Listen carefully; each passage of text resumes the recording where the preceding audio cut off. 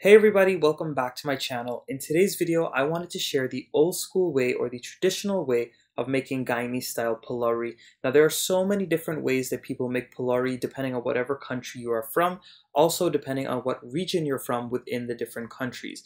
So this is the way that both of my grandmothers taught me how to make Pholourie. I went very simple and I just wanted the ingredients to speak for themselves. So if you wanted to see how to make these crispy and delectable Pholouries, please keep on watching.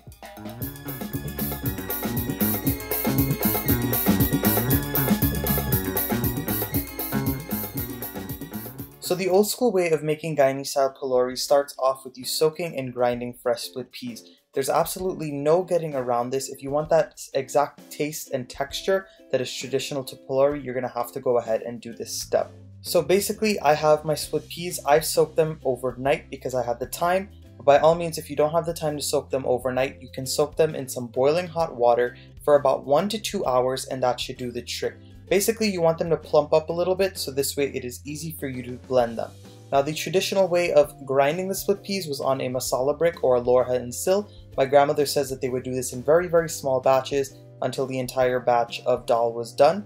However, being that we have modern technology, I'm using my food processor, and as I'm putting them in, I'm using just a little bit of water to go ahead and loosen them up. Now you want to be careful as you're grinding those split peas in your food processor. You don't want to add in too much water because the more water you add in, the more flour you're going to have to add in to make that dough come together later. And when you have to add in too much flour, it actually makes them too dense and too hard, which is not what you want. You really want it to be mostly split peas. So I'm using only about half a cup of water, maybe a quarter to half a cup of water for all of the dal that I'm using. All of the ingredients and measurements will be down in the description box below.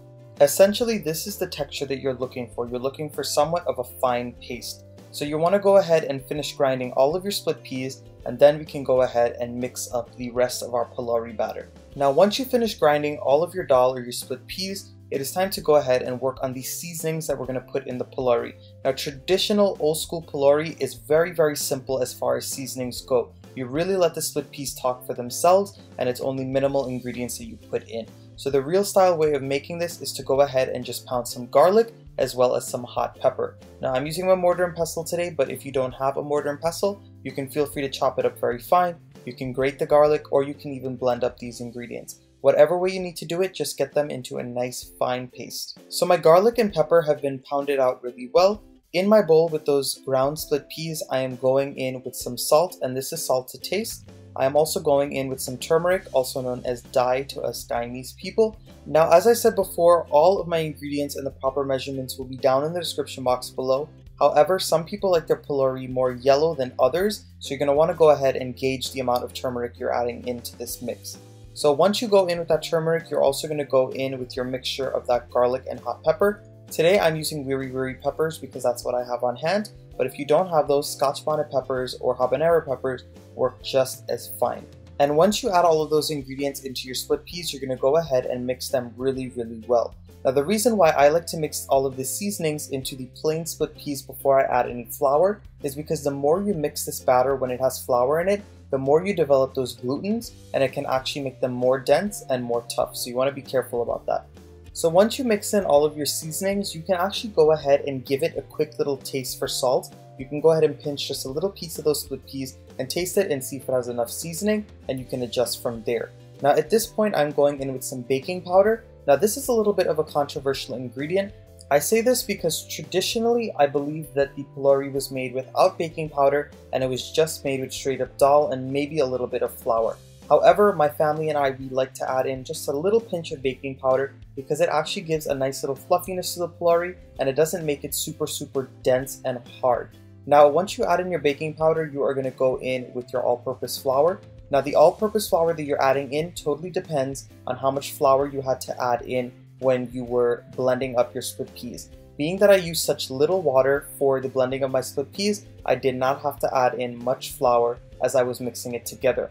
Again, flour can be a little controversial for people too, because I believe that the traditional way did not use flour or baking powder. But again, just a little bit to bring it together is exactly what it needs to go ahead and be the perfect dough. Now, once you finish mixing your dough together and you are happy with the way that it looks and the texture that it is time to fry your Pholourie. So in my heavy bottom pot, I went in with some canola oil. You can use any light tasting oil to fry, and I have this on about a medium to medium high heat.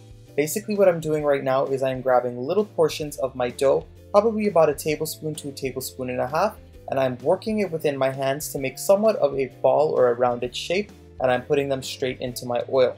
Some people like to use ice cream scoops when doing this. I don't like to do so, just because I like all of the different rustic shapes that you get. Again, we're making this the old school way today, so back then they did not have ice cream scoops, so this way I'm just using my hand. As you guys can see, I'm taking a portion of the dough, balling it up in between my fingers, and putting it right into that oil. And just a little word of advice, once you add in a small batch of your Pholourie into the hot oil, you want to go ahead and stop adding them in, because the more Pholourie you add into the oil, the more the temperature of that oil will decrease, and if you drop the temperature of the oil too much, then they can actually become very oily on the inside. Now after you've put in a batch of your Pholourie into your pot, you're going to go ahead and start to turn them over with your spoon very carefully. You don't want to manhandle these too much, because the top portion of the dough when you put it into the oil is still a little bit wet, so if you move it around too much, it'll stick to your spoon and then they'll fall apart a little bit, which is not what you want. You want really nice uniform Phoulouries. So I'm going to continue stirring these around until all of the sides are even and golden brown, and I'll show you guys exactly what that looks like. So I've been frying my Phoulouries for about 3.5 minutes at this point. If you make them a little bigger, they might take longer to fry, and if you make them smaller, obviously they will take less time.